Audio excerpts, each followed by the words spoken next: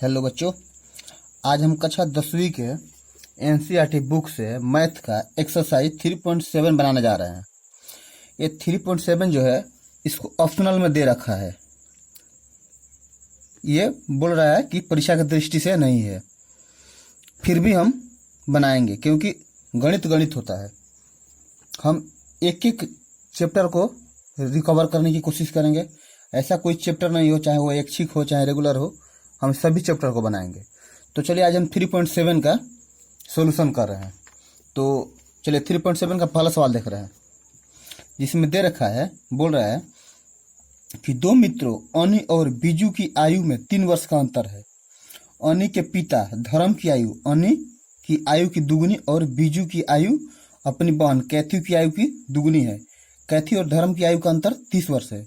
अनी और बीजू की आयु ज्ञात कीजिए। इसमें बोल रहा है कि दो मित्र हैं अनी और बीजू, दोनों में उम्र का जो अंतर है वो मात्र 3 साल का है। लेकिन जो एक मित्र है अनी, उसके पिता धर्म की जो आयु है वो बीजू की बहन कैथी की आयु की दुगुनी है। और जो कैथी है, माने कैथी जो बीजू की बहन है, और धर्म जो अनी के पिता है, दोनों की आयु का अंतर जो है वो 30 वर्ष का है। तो पूछ रहा है कि अनी और बीजू की आयु का अंतर ज्ञात कीजिए, आयु ज्ञात कीजिए, सॉरी।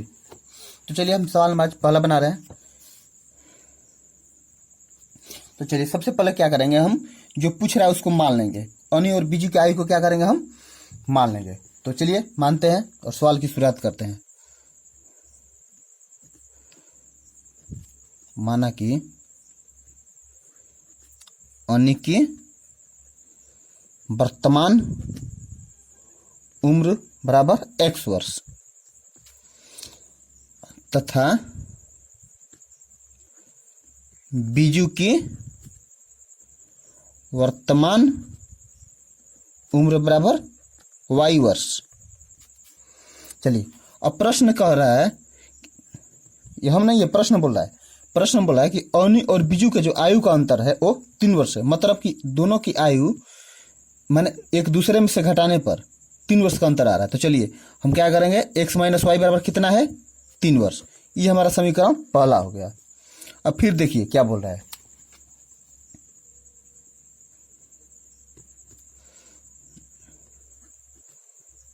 अनी के पिता की आयु। जो अनी के पिता है उसको बोल रहा है कि अनी की उम्र क्या दुगुना है, तो क्या करेंगे, हम उसको 2x कर देंगे। फिर बोला अब बीजू की आयु, बीजू की बहन कैथी की आयु, कैथी की आयु उसका बोल रहा है कितना है कि जितना बीजू का मेरा उसका आधा है, मतलब y/2। ये दोनों वर्ष हो गया। अब हम क्या करेंगे कि बोला है कि दोनों की उम्र का अंतर कितना है, 30 वर्ष। तो लिखेंगे पुनः प्रश्न से अब दोनों का आयु का अंतर कितना है, 30 वर्ष। तो क्या करेंगे, 2x में से हम y माइनस y/2 घटा देंगे। उसका अंतर कितना आ रहा है, 30 वर्ष। ये हमारा हो गया समीकरण 2। अब क्या करेंगे, इसका हम सोल्यूशन कर लेंगे।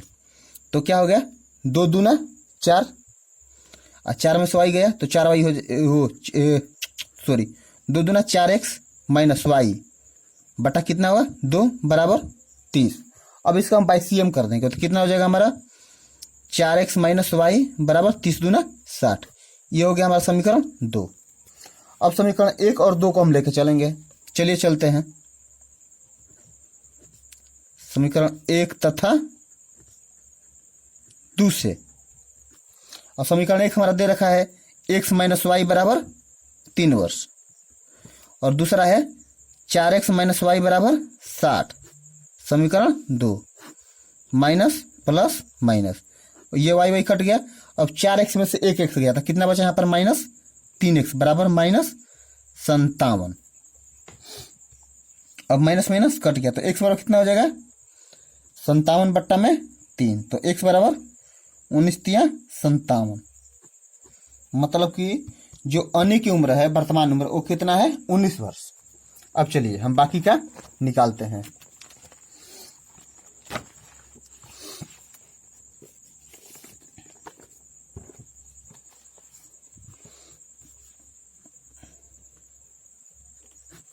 अब लिखेंगे समीकरण एक या दो किसी में आप मान रख सकते हैं। तो हम समीकरण एक में रखना है कि समीकरण छोटा है, तो समीकरण एक में x का मान रखने पर, तो समीकरण में एक कितना है, x माइनस वाई बराबर 3, यही तो है समीकरण एक। अब इसमें x का मान रखेंगे तो x का मान हमारा कितना आया है 19 माइनस वाई बराबर 3, तो माइनस वाई बराबर कितना हो जाएगा 3 माइनस 19, तो माइनस वाई बराबर माइनस 16। अब माइनस माइनस कट गया तो वाई बराबर कितना हो जाएगा 16। तो जो हमारा अनी का उम्र है कितना हो गया, इसलिए क्या लिखेंगे,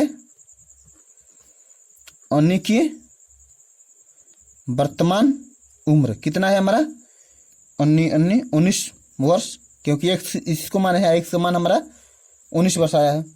ऐसे ही बीजू की वर्तमान उम्र बराबर कितना है 16 वर्ष। यही हमारा आंसर हो गया। आप देख लीजिए दोनों की उम्र का अंतर है जो 3 वर्ष है कि नहीं, यही तो बोल रहा है कि अनी और बीजू की उम्र का अंतर 3 वर्ष है, 3 वर्ष का अंतर हमारा, यह हमारा आंसर हो गया। अब चलिए हम सवाल नंबर 2 की शुरुआत करते हैं। तो सवाल नंबर 2 हमारा बोल रहा है कि एक मित्र दूसरे मित्र से कहता है यदि मुझे 100 दे दो तो मैं आपसे 2 गुना धनी बन जाऊंगा। मतलब बोल रहा है दूसरे मित्र से कि आपके पास जितना पैसा उसमें से आप 100 रुपये दे दो तो मैं आपका 2 गुना हो जाऊंगा। जैसे आपके पास 100 रुपये है तो हमारे पास कितने हो जाएंगे 200 रुपये। दूसरा उत्तर देता है यदि आप मुझे 10 दे दो तो मैं आपका 6 गुना धनी बन जाऊंगा। बोला कि आप मुझे 10 रुपये ही दे दो मैं आपसे 6 गुना अधिक बन जाऊंगा। बताइए कि उनकी क्रमशः क्या संपत्तियां है। तो चलिए हम इसको बनाते हैं। इसमें संकेत भी दे रखा है x + 100। चलिए हम बनाते हैं। तो हम क्या करेंगे, पहले दोनों की संपत्ति को मान लेंगे। तो लिखेंगे माना कि पहले दोस्त की संपत्ति बराबर x रुपया, इसलिए तथा दूसरे दोस्त की संपत्ति बराबर y रुपया। अब यही तो बोल रहा है। अब देखिए प्रश्न क्या बोल रहा है, बड़ा ही मजेदार सवाल है। बोल रहा है जैसे ये पहला दोस्त हो गया, ये हमारा दूसरा दोस्त हो गया। यही तो बोल रहा है। पहला दोस्त दूसरे से बोल रहा है कि आप मुझे 100 रुपये दे दो, तो 100 रुपये इससे मांग रहा है तो इसमें क्या होगा 100 रुपया जुट जाएगा। और जब ये देगा तो इसकी टोटल संपत्ति से 100 रुपया कम हो जाएगा। तो बोल रहा है कि मैं आपकी संपत्ति का 2 गुना हो जाऊंगा, मगर मतलब ये जो है इसका 2 गुना हो जाएगा। तो हम समीकरण को बराबर करने के लिए इसमें 2 से गुना कर देंगे। अब चलिए इसको हम हल करते हैं।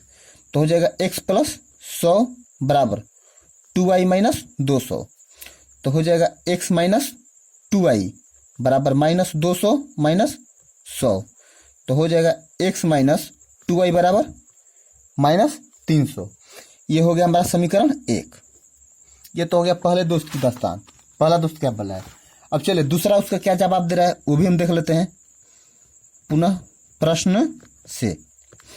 ये हो गया पहला दोस्त और ये बोला हो गया दूसरा दोस्त। अब दूसरा पहले से बोल रहा है कि आप मुझे 10 रुपये ही दे दो, तो इसका 10 रुपये संपत्ति बढ़ गया, और ये इसको दे रहा है तो इसका 10 रुपये संपत्ति घट गया। तो बोला मैं आपकी संपत्ति का 6 गुना हो जाऊंगा, मतलब इसके पास जितने पैसे हैं उसका 6 गुना इसके पास हो जाएगा। तो हम क्या करेंगे, समीकरण को बराबर करने के लिए जो कम है उसमें हम गुणा कर देंगे। अब हमारा कितना हो जाएगा 6x - 60 बराबर y + 10। इसको हल करेंगे तो क्या हो जाएगा 6x - y बराबर 10 + 60। तो हो जाएगा 6x - y बराबर 70। ये हो गया हमारा समीकरण 2। अब समीकरण 1 तथा 2 को लेकर चलेंगे, आंसर हमारा आ जाएगा। चलिए हम चलते हैं। तो लिखेंगे समीकरण 1 तथा 2 से। अब देखेंगे समीकरण 1 हमारे पास आया क्या है। तो चलिए सबसे पहले हम समीकरण को अपना देखते हैं। हमारा समीकरण 1 है x - 2y बराबर -300। एक्स माइनस 2y बराबर -300, समीकरण 1। और समीकरण 2 हमारा है 6x माइनस वाई बराबर 70, 6x माइनस वाई बराबर 70, ये हो गया समीकरण 2। अब तो दोनों समीकरण तो हमारा बराबर है नहीं, तो हम क्या करेंगे, गुणा करेंगे, गुणा करके दोनों को बराबर करेंगे। तो चलिए यहाँ पर 2y है, वहाँ पर y है, तो क्या करेंगे हम इसी में डायरेक्ट 2 से गुणा करते हैं ताकि ये हमारा y का वैल्यू बराबर हो जाए। तो अब कितना हो जाएगा हमारा x माइनस 2y बराबर -300, समीकरण 1 तो 1 है ही। अब इसमें 2 से गुणा कीजिए, 6 दूना 12x माइनस 2y बराबर 70 दूना 140, ये हो गया समीकरण 2। अब चिन्ह चेंज करेंगे, माइनस प्लस माइनस, ये क्या हो गया हमारा 2y कट गया, कितना बचा यहाँ पर -12 में से एक गया -11x बराबर माइनस, ये कितना हो जाएगा 440। अब माइनस माइनस कट गया, x बराबर कितना हो जाएगा 440 बट्टा में 11, 11 चौक 44, x बराबर 40, मतलब कि x का जो संपत्ति हो कितना है 40 रुपया। चलिए इसी वैल्यू को हम रखेंगे समीकरण 2 में या 1 में, तो हमें y का संपत्ति भी पता चल जाएगा। तो लिखते हैं समीकरण 1 में x का मान रखने पर, समीकरण 1 हमारा कितना है x माइनस 2y बराबर -300, ये हो गया समीकरण 1 हमारा।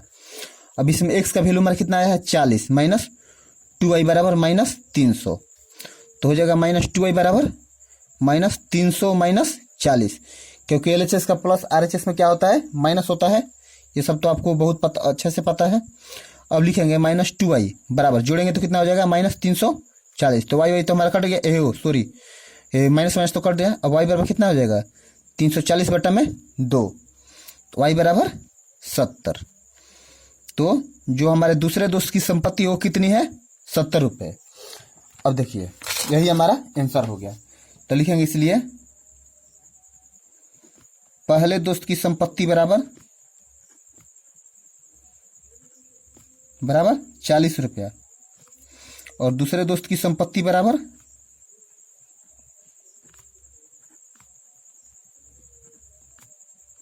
70 रुपया। यही हमारा आंसर हो गया। आप देख लीजिए, पहला दोस्त दूसरे से क्या बोला है कि आप मुझे 100 रुपये दे दो, यही ना हो गया। अब ये हमारा सॉरी यहाँ पर 170 होगा ना यार, 70 दूना 170, कितना हो गया 170 रुपया। अब देखिए ये इससे बोला 100 रुपया दे दो, तो अगर 100 रुपया ये दे देगा तो 140 हो जाएगा, तो 70 का दोगुना हो गया ना। और ये बोला है 10 रुपया दे दो, तो ये 10 रुपया देगा तो ये कितना हो जाएगा 180, और ये 10 रुपया घट जाएगा तो 30, तो 30 का 6 गुना हो गया ना। इसका मतलब सवाल हमारा सही है। अब सवाल नंबर हम 3 बना रहे हैं।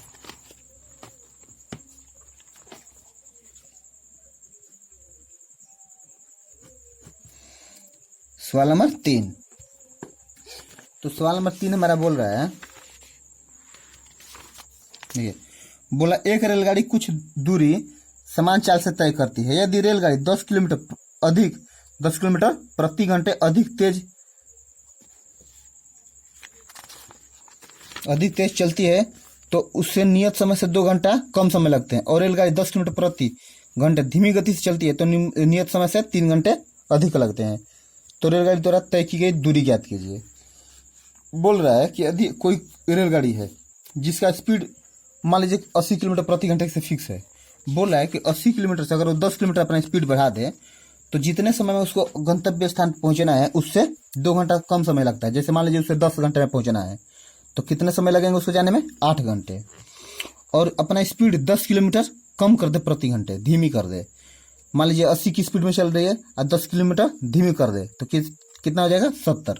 अगर 70 से स्पीड चले और मान लीजिए उससे 12 घंटा में पहुंचना है तो कितना लग जाता है, कितना लग रहा है उसको 3 घंटे अधिक, मतलब 12 3 15 घंटे लग जा रहे हैं। तो रेलगाड़ी द्वारा तय दूरी निकालना है। तो चलिए हम इसे हल करते हैं। तो पहले लिखेंगे माना कि रेलगाड़ी की गति बराबर x किलोमीटर प्रति घंटा हो गया। अब लिया गया समय, लिया गया समय, तो समय तो हमें पता नहीं है, तो समय को हम क्या मान रहे हैं, टी घंटा मान ले रहे हैं। अब दूरी तो हमें पता है नहीं, तो क्या करेंगे हम, टोटल दूरी बराबर हम दूरी को डी से डिनोट कर दे रहे हैं, मान रहे हैं। अब चलिए, चाल बराबर क्या होता है हमारा, दूरी बटा में समय। अब देखिए, चाल दूरी हमारा कितना है डी और समय कितना है टी। चाल को क्या माने है एक्स, तो हमारा एक्स बराबर क्या हो गया, इसलिए अगर डी निकाले तो डी बराबर क्या हो जाएगा, एक्स टी। डी बराबर एक्स टी हो गया। इसको हम समीकरण 1 मान ले रहे हैं। अब चलिए पहला केस में देखते हैं क्या हो रहा है।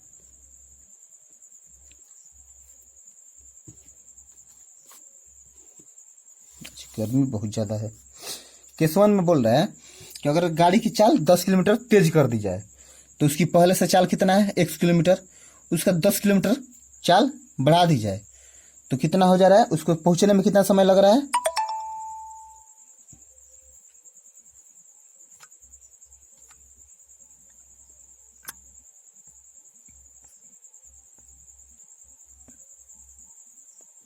मान लीजिए रेलगाड़ी का जो चाल है उससे 10 किलोमीटर समय बढ़ा दे रहा है, तो जो उसका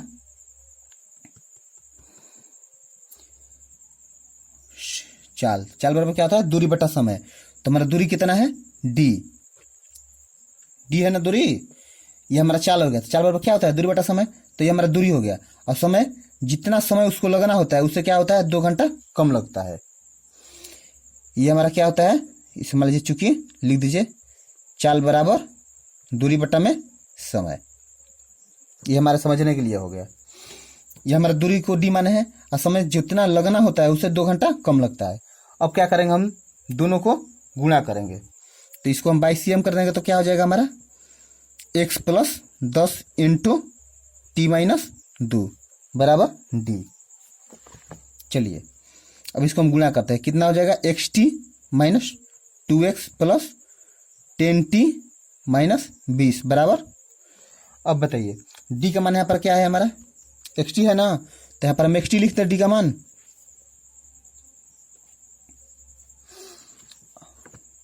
एक्स टी, अब क्या करेंगे हम, एक्स टी को करेंगे घटा देंगे तो हमारा कितना हो जाएगा 10t माइनस 2x बराबर 20।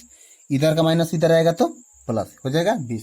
अब क्या करेंगे हम कि चारों तरफ 2 कॉमन लेंगे तो हमारा कितना हो जाएगा 5t माइनस x बराबर 10। ये हो गया हमारा समीकरण 1। अब देखिए दूसरी स्थिति में क्या बोल रहा है, बोला है कि अगर रेलगाड़ी की चाल 10 किलोमीटर धीमी कर दें तो कितना उसका चाल है, पहले से 1 किलोमीटर प्रति घंटे की स्पीड से है, उसमें से 10 किलोमीटर उसका चाल क्या करें हम घटा दे, तो समय कितना ले रहा है, दूरी तो हमारा वही है, समय जितना लगना होता है उससे 3 घंटा अधिक समय लेता है। दूरी हमारा फिक्स है इसलिए हम डी लिखे हैं, और जो समय लगना होता है, जैसे मान लीजिए उसको 8 घंटा लगाना है तो 8 घंटे से 3 घंटा अधिक ले रहा है, तो क्या करेंगे हम 3 घंटा जोड़ देंगे। अब इसको भी हम क्या करेंगे बाई सी एम, तो कितना हो जाएगा x minus 10 into T plus 3 बराबर डी। अब देखिए गुणा कीजिए तो कितना हो जाएगा x T plus 3x minus 10t बराबर, अब डी का मान कितना है एक्स टी, यहाँ पर चूंकि लिख दीजिए डी बराबर एक्स टी, और यहाँ पर भी क्लियर लिख दीजिए चूंकि डी बराबर एक्स टी, ताकि एग्जामिनर को इस बात का कंफ्यूजन ना हो कि हम कहाँ से लिखे हैं। अब देखिए एक्स टी हमारा कट गया तो कितना हो जाएगा 3x माइनस 10t, ओहो यहाँ पर छूट गया 10 तियाई 30, यहाँ पर 30, तो इधर का 30 इधर जाएगा तो क्या हो जाएगा प्लस 30। ये हमारा हो गया समीकरण 2। अब समीकरण 1 तथा 2 से चलते हैं।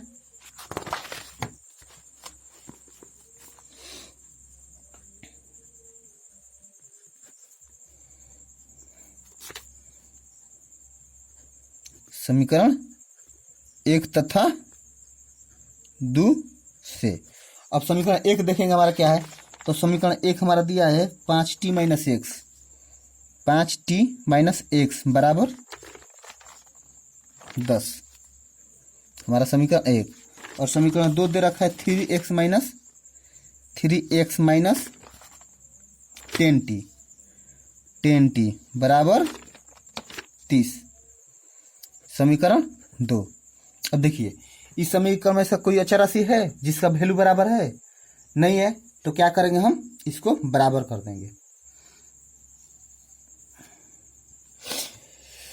चलिए हम क्या करते हैं, पहले इसमें हम 3 से गुणा कर दे रहे हैं, हम x को बराबर कर रहे हैं। तो 3 से गुणा करेंगे तो हमारा कितना हो जाएगा, पहले हम x का वैल्यू लिख दे रहे हैं, तो कितना हो जाएगा -3x प्लस 5×15t बराबर 10×30। समीकरण 1 हो गया।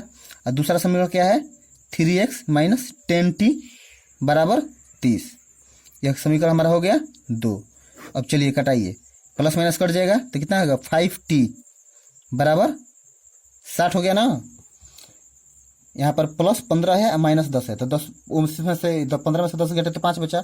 चूंकि 15 बड़ा है तो हम उसी का चिन्ह यहाँ पर लिखेंगे। अब यहाँ पर t बराबर हमारा कितना हो जाएगा, 60/5। तो इसलिए t बराबर 12×5 = 60। ये हमारा क्या हो गया, 12 घंटा हो गया। कि गाड़ी को कितने समय में पहुंचना है, 12 घंटे में पहुंचना है। अब चलिए इसी का मान हम रखते हैं, तो लिखेंगे t का मान समीकरण 1 में रखने पर। तो समीकरण 1 हमारा क्या है, 5t - x बराबर 10। समीकरण 1 यही तो है। अब इसी में हम क्या करेंगे, t का मान रखेंगे। तब 5 गुना t का मान हमारा कितना है, 12 - x बराबर कितना हो गया, 10। तो यहाँ पर क्या है, 12×5 = 60 - x बराबर 10। कितना हो जाएगा, -x बराबर 10। इधर का प्लस इधर आएगा तो माइनस, तो -x बराबर कितना हो जाएगा, 60 में से 10 गया 50। और जो कि 60 बड़ा है तो 60 का हम चिन्ह रख देंगे, यहाँ पर माइनस माइनस कट गया है। तो x बराबर कितना हो गया हमारा, 50। मतलब हम x किस चीज़ को माने थे, x हम गाड़ी की चाल को माने थे। तो पहले हमें दूरी निकालना है ना, तो सबसे पहले देखिए हम दूरी, ये हम आ गया रेलगाड़ी की चाल लिखेंगे हम। रेलगाड़ी की चाल बराबर कितना था, 50 किलोमीटर प्रति घंटा। और समय बराबर कितना लगता है भाई जाने में उसको, 12 घंटा। अब देखिए उसको, ये हमारा दूरी पूछ रहा है कि ट्रेन कितनी दूरी तय कर रही है। तो चलिए यहाँ पर निकालेंगे दूरी। दूरी बराबर क्या होता है, चाल गुना समय। ये तो आपको पता ही है। तो चाल हमारा क्या है, गाड़ी का है 50 किलोमीटर प्रति घंटा, और समय कितना लगा 12। तो कितना होगा, 12×5 = 60। मतलब 600 किलोमीटर की दूरी ट्रेन को तय करनी थी। ये हो गया हमारा सवाल नंबर 3 कंप्लीट। अब चलिए हम सवाल नंबर 4 बनाते हैं।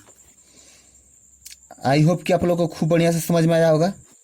अगर आपको वीडियो का ऐसा कोई पॉइंट जहाँ समझ में नहीं आ रहा है, तो आप वीडियो को फिर रिवाइंड कीजिए, फिर उसको देखिए, फिर रिवाइंड कीजिए, फिर देखिए। मैं 100% बोल रहा हूँ कि आपको ये सभी के सभी सवाल जरूर समझ में आएंगे। तो चलिए आज अब हम लोग सवाल नंबर 4 बना रहे हैं। तो सवाल नंबर 4 बोल रहा है कि एक कक्षा के विद्यार्थियों को पंक्तियों में खड़ा होना है। यदि पंक्ति में 3 विद्यार्थी अधिक होते हैं तो एक पंक्ति कम होती है। यदि पंक्ति में 3 विद्यार्थी कम होते हैं तो 2 पंक्तियां अधिक बनती है। कक्षा में विद्यार्थियों की संख्या ज्ञात करें। मान लीजिए उसको जितनी पंक्ति में खड़ा होना है, अगर 3 लड़के बढ़ जा रहे हैं तो पंक्ति की जो संख्या है वो 1 कम हो जाती है। यदि 3 विद्यार्थी कम हो जाते हैं तो जितने पंक्ति बनना था उसे 2 अधिक हो जाता है। तो विद्यार्थियों की संख्या हमें ज्ञात करनी है। तो आप लोग सबसे पहले सवाल को पढ़िए ध्यान से 2 बार 3 बार, इसके बाद बनाने की शुरुआत कीजिए। 100% आपको सवाल समझ में आएगा। चलिए हम सबसे पहले छात्रों की संख्या तक पंक्तियों की संख्या मान लें। तो लिखेंगे हम सवाल नंबर 4, माना कि प्रत्येक पंक्ति में छात्रों की संख्या बराबर x। प्रत्येक पंक्ति में छात्रों की संख्या। अब कुल पंक्तियों की संख्या भी मान लेंगे। तो कुल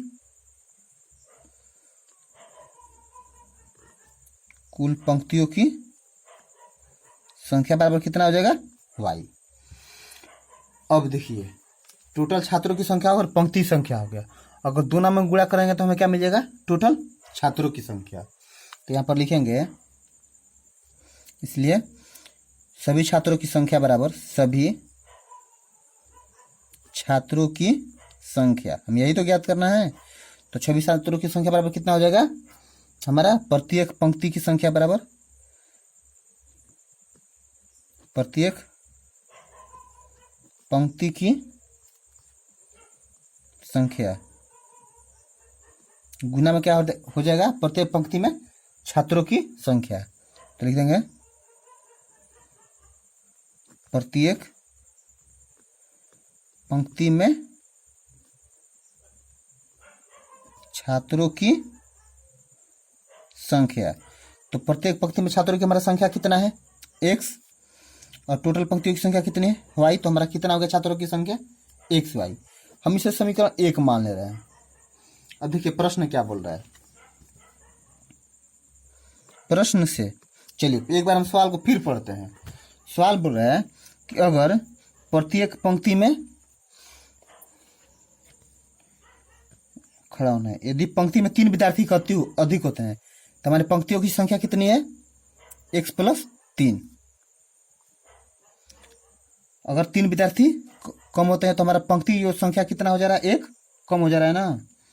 तो हमारा पंक्ति कितना है टोटल y, उसमें से 1 कम हो जा रहा है। दोनों पर गुणा करने पर हमें कितना आ रहा है, ये छात्रों की संख्या है x y।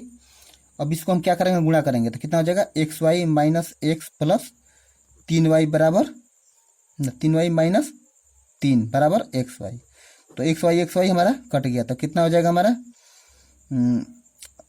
हो जाएगा -x + 3y बराबर 3।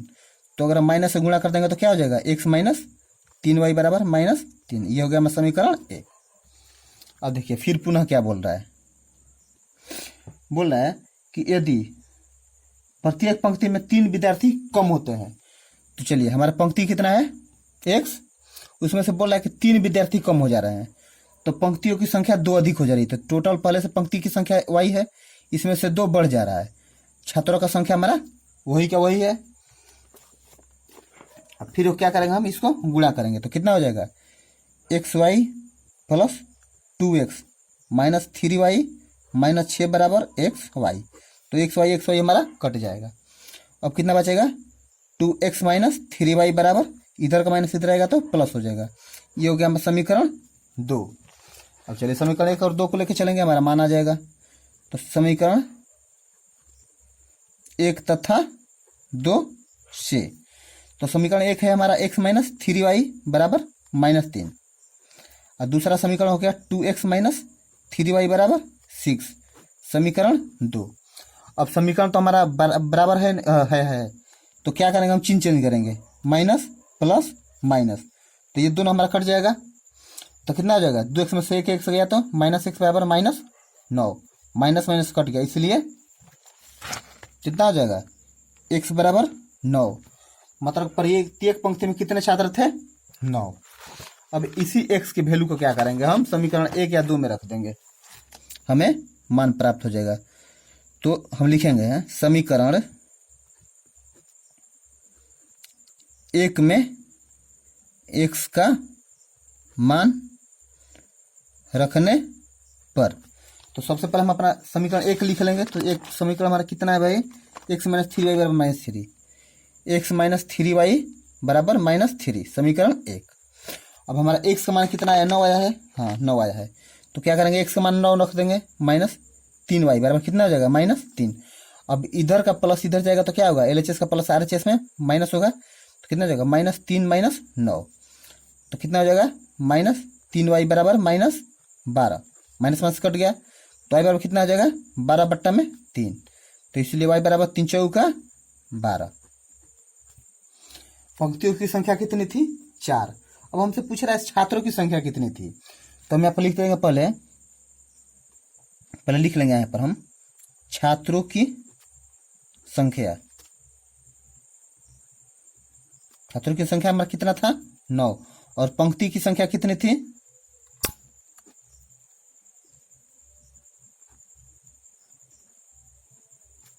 कितना था, 4। यही हमारा आंसर हो गया।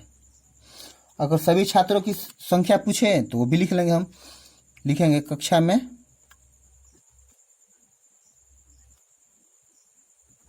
सभी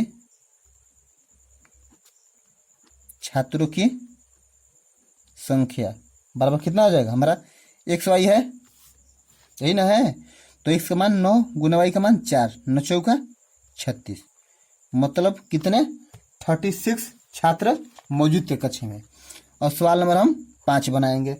चलिए सबसे पहले हम सवाल नंबर 5 को पढ़ते हैं। बोला एक त्रिभुज एबीसी में कोण सी बराबर 3 कोण बी बराबर 2 इंटू कोण ए प्लस कोण बी, त्रिभुज के तीनों गुण ज्ञात कीजिए। तो चलिए सबसे पहले हम सवाल को समझते हैं, इसके बाद हम शुरुआत करेंगे। तो देखिए हमें हमारा दे रखा है क्या, कोण सी बराबर 3 कोण बी बराबर 2 इंटू कोण ए प्लस कोण बी, हमें यही मान दे रखा है। अब बोला है हमें सभी कोण ज्ञात कीजिए। तो हम क्या करेंगे, पहले यहां पर लिखेंगे हम जानते हैं कि कोण ए प्लस कोण बी प्लस कोण सी बराबर कितना होता है, 180 डिग्री होता है। ये तो हमें पता है, आपको भी बहुत बढ़िया से पता है। अब देखिए यहाँ पर हम इसको लेकर पहले सॉल्यूशन करेंगे। तो चूंकि कोण सी बराबर कितना दे रखा है, कोण 3b, ये तो दे रखा है। अब देखिए 3 कोण बी बराबर इतना दे रखा है, तो 3 कोण बी बराबर 2 इंटू कोण ए प्लस कोण बी। चलिए हम इसको थोड़ा हल करते हैं, सभी को किसी एक यूनिट में हम चेंज कर लेंगे, एक मान में। तो 3 कोण बी बराबर 2 कोण ए प्लस 2 कोण बी, तो हमारा क्या हो जाएगा, 2 कोण ए बराबर कितना हो जाएगा, 3 कोण बी माइनस 2 कोण बी। तो 2 कोण ए बराबर कितना हो जाएगा, हमारा कोण बी हो जाएगा, 3 में से 2 गए। अब कोण ए बराबर में कितना हो जाएगा, कोण बी बटा में 2। अब तीनों को एक ही फॉर्म में चेंज कर दिए। देखिए कोण सी का मान 3 कोण बी है, कोण बी तो कोण बी है ही, कोण ए का मान भी कोण बी है। अब हम आसानी से इसका वैल्यू निकालेंगे। तो चलिए यहाँ पर हम लिखते हैं,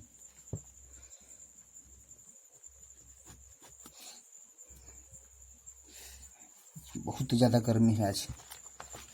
चलिए तो हम क्या जानते हैं भाई, कोण ए प्लस कोण बी प्लस कोण सी बराबर 180 डिग्री होता है। ये तो आपको बहुत पहले से और बहुत बढ़िया से पता है।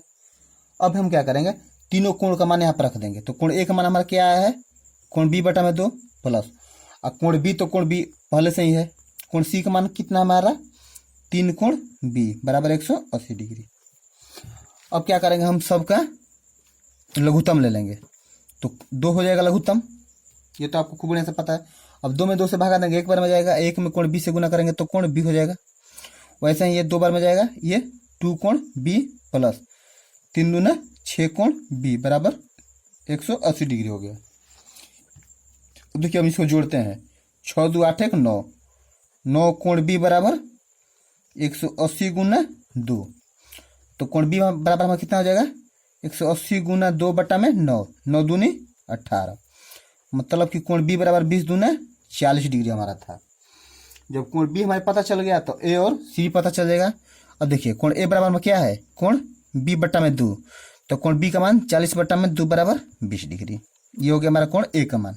और कोण सी बराबर कितना है, 3 कोण बी, कितना हो जाएगा 3 गुना 40 बराबर 40 3 120 डिग्री।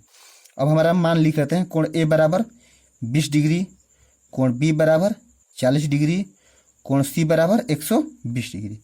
अब आप तीनों जोड़कर देख लें कि 180 डिग्री हो रहा है या नहीं हो रहा है। तीनों जोड़ने पर हमारा 180 डिग्री ही आएगा।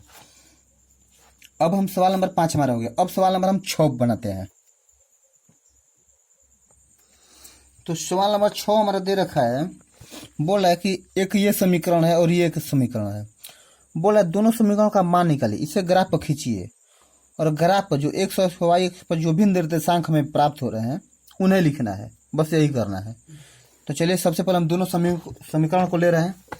तो हमारा पहला समीकरण दे रखा है 5x माइनस वाई बराबर 5, समीकरण 1, और दूसरा समीकरण है 3x माइनस वाई बराबर 3, ये समीकरण 2 है।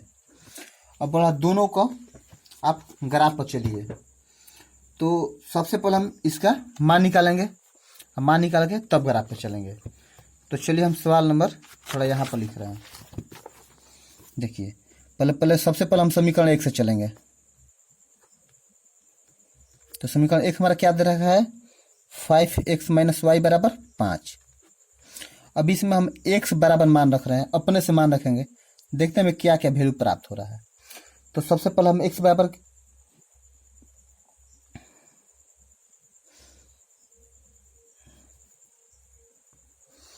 चलिए सबसे पहले हम x का मान यहाँ पर 1 रख रहे हैं, फिर देखते हैं हमें क्या मान प्राप्त होता है। तो क्या आ जाएगा, 5 गुना x का मान 1 लिख देंगे, माइनस वाई बराबर 5। तो माइनस वाई बराबर क्या हो जाएगा भाई, 5 है, इधर का प्लस इधर है तो माइनस, तो माइनस वाई बराबर 0, तो वाई बराबर 0। मतलब कि अगर x का मान हम यहाँ पर, चलिए इसका हम पहले खाका तैयार कर रहे हैं डाटाबेस, एक्स वाई, x का मान हम 1 रखें तो y का मान हमें कितना मिला, 0। अब फिर एक और कोई मान रखेंगे, तो इस बार क्या करेंगे हम कि हम x का मान यदि x बराबर 2, आप चाहे तो इसमें y का भी मान रख सकते हैं, ये आपके ऊपर डिपेंड करता है। दोनों पर चाहे तो x का मान रखिए, दोनों पर चाहे तो y का मान रखिए, या चाहे तो एक बार x का मान रखिए, एक बार y का मान रखिए। इसके लिए आपके ऊपर कोई रिस्ट्रिक्शन नहीं है कि आपको यही करना है। अब देखिए हम क्या करेंगे, 5 गुना x का मान कितना है 2 माइनस वाई बराबर कितना हो जाएगा भाई 5। तो 5 दूना 10 माइनस वाई बराबर 5। अब देखिए माइनस वाई बराबर क्या हो जाएगा, इधर का प्लस इधर आएगा तो माइनस, तो माइनस वाई बराबर -5, माइनस माइनस कट गया तो वाई बराबर कितना हो गया 5। तो अब देखिए x का मान 2 रखे हैं तो y का मान कितना आ गया 5। एक हमें खाका मिल गया, हमें एक और खाका तैयार करना है समीकरण 2 से। तो चलिए उसको भी तैयार कर ले रहे हैं समीकरण 2 से। तो सबसे पहले हम समीकरण 2 को उतारेंगे, जो कि हमारे किताब में दे रखा है 3x माइनस वाई बराबर 3, समीकरण 2। तो इसमें भी सेम यही प्रोसीजर अपनाना है। तो हम क्या करेंगे, x बराबर, अब देखिए x बराबर मान ये आपके ऊपर डिपेंड करता है कि आप क्या लेके चल रहे हैं। तो हम क्या करेंगे, यहाँ पर फिर x का मान हम 1 ही रख लग रहे हैं, देखते हैं क्या मान होता है हमारा। तो 3 गुना x का मान 1 माइनस वाई बराबर क्या हो जाएगा 3, तो माइनस वाई बराबर 3 है, इधर का प्लस इधर आएगा तो माइनस, तो माइनस वाई बराबर 0, इसलिए वाई बराबर क्या हो जाएगा 0। मतलब सेम उसमें भी हुआ, उसमें हम 1 रखे थे तो 0 मिला, यहाँ पर भी 1 रखे तो 0 मिला। अब हम क्या करेंगे कि फिर x का कोई और मान लिखेंगे, तो हम फिर लिखेंगे यदि, इस बार फिर हम वही कर रहे हैं, x बराबर 2 मान रख रहे हैं, तो कितना जाएगा 3 गुना 2 माइनस वाई बराबर 3, 6 माइनस वाई बराबर 3, तो माइनस वाई बराबर क्या हो जाएगा 3 माइनस 6, क्योंकि LHS का प्लस RHS में क्या होता है माइनस होता है। तो माइनस वाई बराबर -3, तो माइनस माइनस कट गया, वाई बराबर कितना आया 3। तो फिर x का मान हम 2 रखे, y का मान कितना मिला 3। अब इन मानों को क्या करेंगे कि हम ग्राफ पर चलेंगे। तो चलिए हम क्या करेंगे, सबसे पहले इस मान को हम ग्राफ पर अपना उतारेंगे कि हमारा ग्राफ पर इसको चलना है। तो चलिए देखिए हमारा एक्सरसाइज कितना है 3.7, सवाल नंबर 6। अब इसका मान चार्ट लिखेंगे। तो पहला हमारा चार्ट क्या है, x का, x y, x का मान 1 तो y का मान 0, x का मान 2 तो y का मान 5। ये हमारा किसका चार्ट है, समीकरण 1 का चार्ट है। अब समीकरण 2 भी लगे हाथ लिख लेंगे। तो समीकरण 2 का हमारा चार्ट है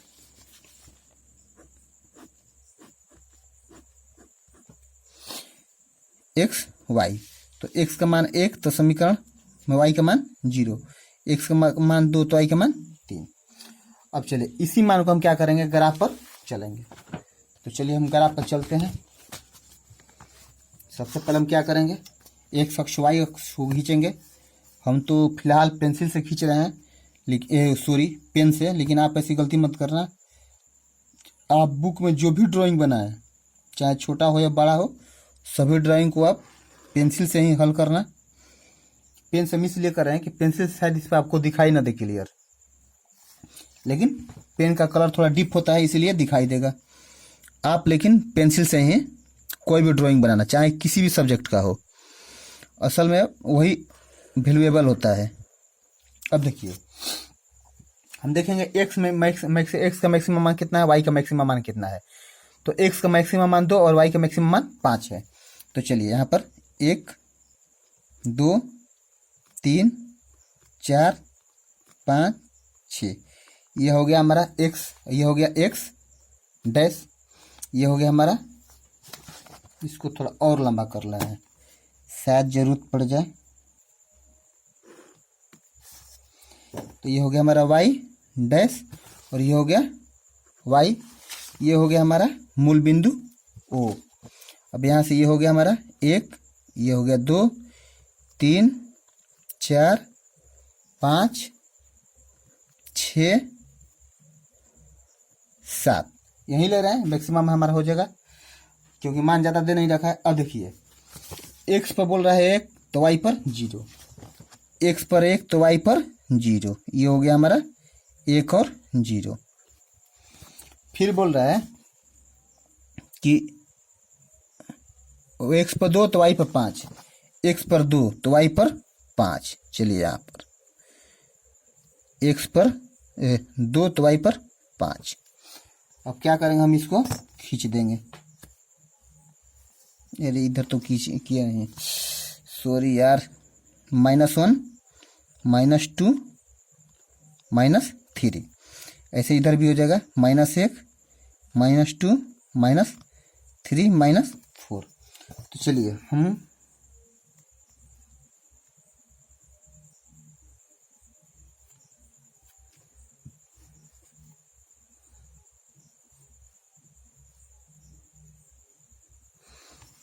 थोड़ा है हमारा ड्राइंग शायद इधर उधर हो रहा है।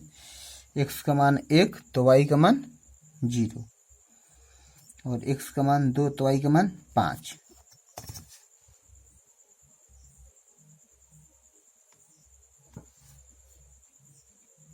-5 तो हो जाएगा हमारे यहाँ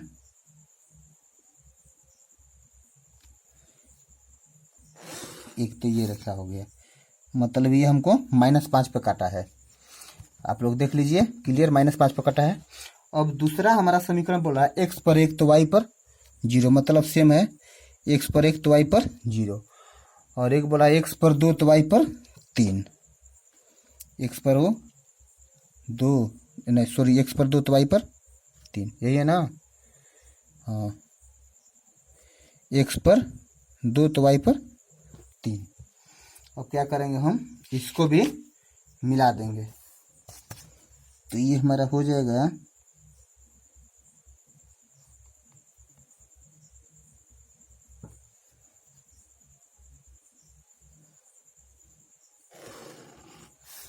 मतलब ये हमारा कट रहा है कहाँ पर, -3 पर। तो इसका हमारा निर्देशांक कितना होगा, 1 0, और इसका निर्देशांक हमारा हो जाएगा, अगर इसको हम a मान लें, इसको b, तो इसका हमारा निर्देशांक कितना हो जाएगा, x का मान 1 तो y का मान -3, नहीं x का मान 0 ना होगा, इसका हो जाएगा x का मान 0 तो y का मान, इसको अगर c मान लें तो x का मान 0 हो जाएगा, y का मान -5। तो हमें निर्देशांक क्या क्या प्राप्त हुआ, a बराबर 1 0, b बराबर 0 -3 और c बराबर 0 -5। हमें यही 3 निर्देशांक याद करना है। और जो हमारा त्रिभुज बना है वही देखिए, इसको हम कलर कर दे रहे हैं, यही हमारा त्रिभुज बना है। इसी त्रिभुज का हमें निर्देशांक याद करना था, तो कर दिया। आप भी ग्राफ पर ड्राइंग खींचिए, लेकिन पेंसिल से। हम तो थोड़ा आपको कलर डीप दिखे इसलिए पेन से खींच रहे हैं, लेकिन आपको पेंसिल से ड्राइंग बनाना है।